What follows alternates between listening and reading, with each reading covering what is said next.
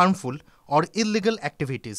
All content provided by this channel is meant for an educational purpose only. এবার tab কেলেঙ্কারিতে Bihar যোগ দক্ষিণ 24 পরগনাতেও, অর্থাৎ বুঝতে পারছেন ট্যাব কেলেঙ্কারিটা আমাদের নজরে বিশেষভাবে রয়েছে এবং শাসক নেতাদের হাত ধরে কোথাও বাংলায় একটা ট্যাব কেলেঙ্কারি চলছে বলে খবর। এই খবরে বিস্তারিত এবার আপনাদের জন্য।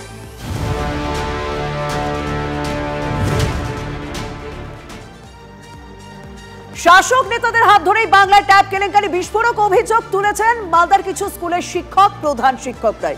তাদের অভিযোগ, ট্যাব কেলেঙ্কারি কারিগর হিসেবে নিয়োগ করা হচ্ছে কম্পিউটার শিক্ষকদের। হ্যাকারদের এই চক্র পরিকল্পনা মাফিক তৈরি করা হয়েছে। আর এই কম্পিউটার শিক্ষকদের নিয়োগ প্রভাবশালী তৃণমূল নেতাদের সুপারিশে হচ্ছে বলে অভিযোগ।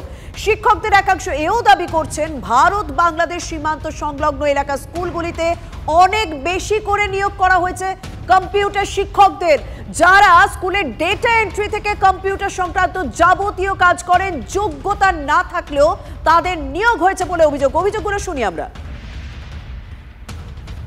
সুনির্দিষ্ট র্যাকেট এই ট্যাবের টাকা গায়েব করার ক্ষেত্রে জড়িত আছে। কন্ট্রাকচুয়াল টিচার মারফত, কিছু সাইবার ক্যাফে মারফত এই সমস্ত জিনিসগুলো হচ্ছে।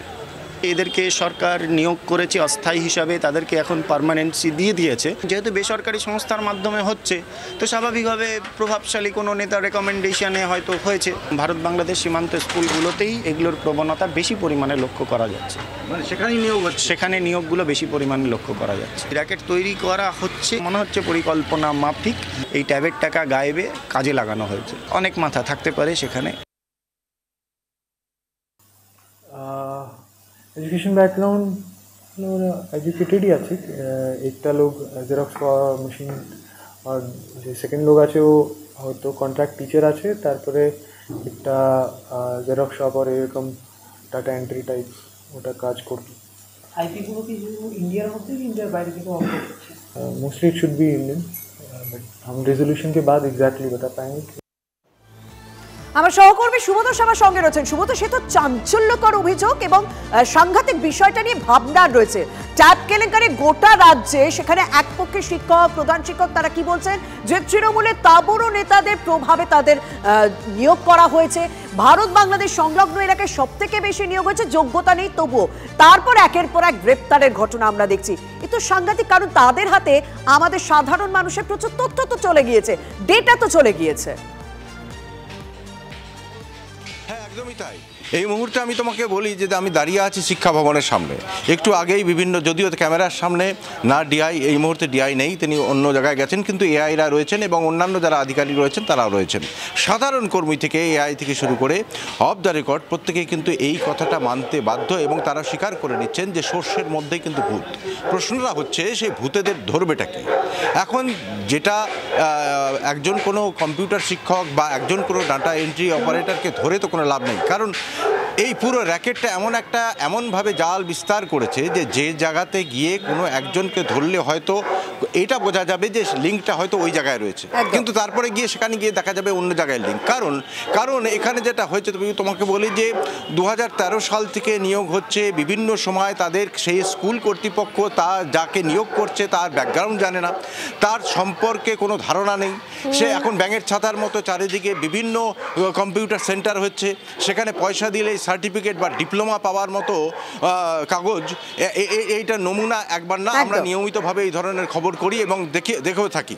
ফলে সেই ধরনের কোনো একটা সার্টিফিকেট নিয়ে সেইখানকার প্রভাবশালী নেতার মাধ্যমে সেখানে গিয়ে তাকে ভরে দেওয়া হচ্ছে সেই স্কুলে, এবং সেই স্কুলের কর্তৃপক্ষ আজকে বেশ কিছু শিক্ষক সাহস করে মুখ খুলছেন এই কারণেই, কারণ তারা বাধ্য, কারণ তারা বলছেন এবং আধিকারিকরাও বলছেন যে সেই স্কুলে সেই শিক্ষকরা যা জানে না, ডাটা এন্ট্রি অপারেটর তার থেকে অনেক বেশি জানে 1-2 বছরের মধ্যেই, কারণ নখদর্পণে তার পুরো ওখানকার স্কুলে। অর্থাৎ তোমার দেওয়া তথ্য অনুযায়ী এবং শিক্ষক, অশিক্ষক, কর্মী যারা রয়েছেন তাদের একটা যে অভিযোগ, বিস্ফোরক যে অভিযোগ আমরা শুনছি, তাতে একটা বিষয় পরিষ্কার যে তারা বলতে চাইছেন যে হ্যাকার চক্র রয়েছে সেই হ্যাকার চক্র পরিকল্পনা মাফিক তৈরি করা হয়েছে।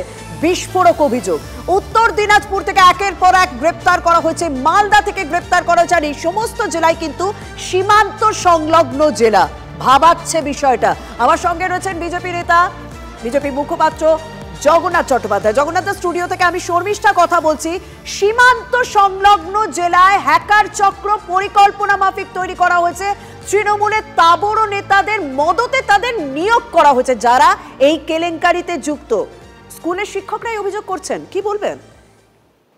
সীমান্তবর্তী জেলায় হ্যাকার চক্র না, হ্যাকার চক্র যেন বসে পড়েছে বাংলার শিক্ষা দপ্তরে। বাংলার শিক্ষা পোর্টাল যদি হ্যাকারদের দখলে চলে যায়, সে সীমান্তের এপারে থাকুক আর ওপারে থাকুক, চিন্তা সর্বাগ্রে সেখানে।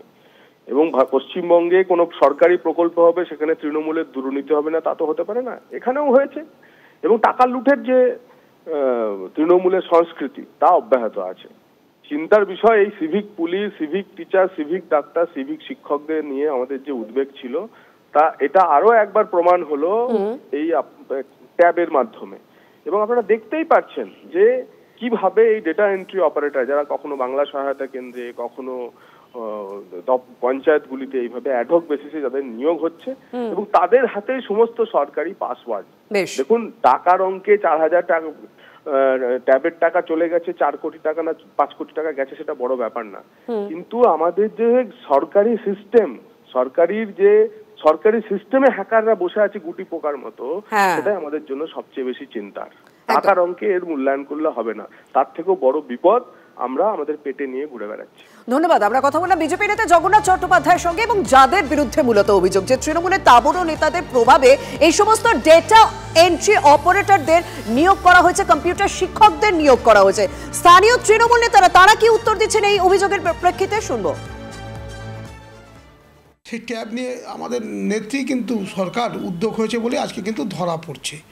এখন যারা চাকরিতে ঢুকছে তারা অসৎ উপায় করার চেষ্টা করছে। বুঝতেই তো পারছেন, এই অসৎ সিস্টেমটা আছে, প্রত্যেকটা মানুষের মনে আছে বলেই সরকারের চেষ্টাকে কিন্তু বিফল করতে চাইছে। সরকার দায়িত্ব নিয়ে এটা পুঙ্খানুপুঙ্খ চেষ্টা করছে, এবং আমার মনে হয় আগামীতে এর যারা যারা জড়িত প্রত্যেকেই ধরা পড়বে।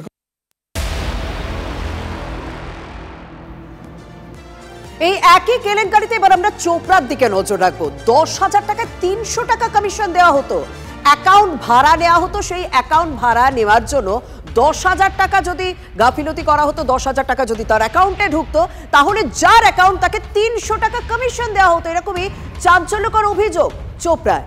কলকাতার ট্যাব জালিয়াতিতে নয়া তথ্য ইতিমধ্যেই চোপড়া থেকে দুজনকে গ্রেপ্তার করা হয়েছে, এবং 3 দিনের ট্রানজিট রিমান্ড পাওয়া গেছে। তাদেরকে জিজ্ঞাসাবাদ করে একের পর এক চাঞ্চল্যকর তথ্য বিস্তারিত জানাবেন আমার সহকর্মী সুপ্রিয়, সঙ্গে রয়েছেন সুপ্রিয়।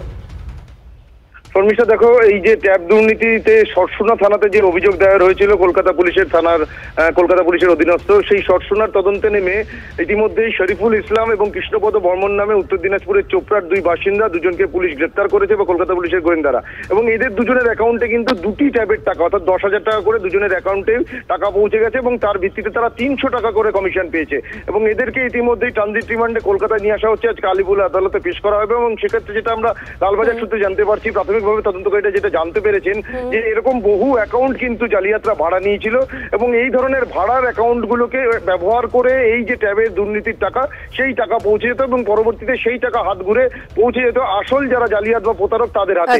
কিন্তু কে বা কাদের নির্দেশে এই অ্যাকাউন্টগুলো কিভাবে ভাড়া নেওয়া হয়েছিল, কারা পেছনে থেকে এই গোটা দুর্নীতি অপারেট করছে, এমনকি এই যে শিক্ষা দপ্তরের যে পোর্টালের অ্যাক্সেস হ্যাক করে সেখানে পড়ুয়াদের বদলে এই ধরনের ভাড়া নেওয়া যে ব্যাংক অ্যাকাউন্টগুলো, সেই অ্যাকাউন্টগুলোর নাম্বার পুট করে দেওয়া হয়েছিল, এই কাজটা কারা করছেন নেপথ্যে বসে, তাদেরই কিন্তু নাগাল পেতে চাইছেন এখন তদন্তকারীরা। ইতিমধ্যেই কিন্তু কলকাতা পুলিশের অধীনস্থ বহু থানাতেই এ ধরনের অভিযোগ জমা পড়তে শুরু করেছে, এবং সেই সমস্ত অভিযোগের ভিত্তিতে তদন্তের গতি প্রকৃতিকে এগিয়ে নিয়ে যাওয়ার কাজ চালাচ্ছেন কলকাতা পুলিশের গোয়েন্দারা। ধন্যবাদ সুপ্রিয়। এদিকে দক্ষিণ 24 পরগনায় সেখানেও কিন্তু ট্যাব কেলেঙ্কারির অভিযোগ, এবং সেখানে যা খবর পাওয়া যাচ্ছে যে একাধিক স্কুলের ট্যাবের টাকাটা বিহারে পৌঁছে গিয়েছে। গোয়েন্দারা যখন তদন্তে নামেন তাদের হাতে এরকমই তথ্য উঠে আসছে।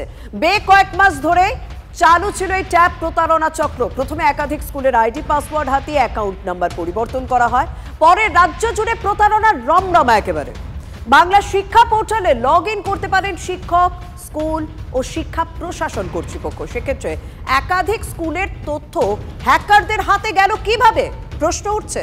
বেআব্রু রাজ্যের শিক্ষা প্রশাসনের করুণ ছবি। একাধিক স্কুলে কম্পিউটার অপারেটরই নেই সামান্য কম্পিউটারের সিস্টেমও। সাইবার ক্যাফে থেকে ডেটা এন্ট্রি হয় বহু স্কুলে। প্রশ্নের মুখে সরকারি পোর্টালে সাইবার নিরাপত্তা।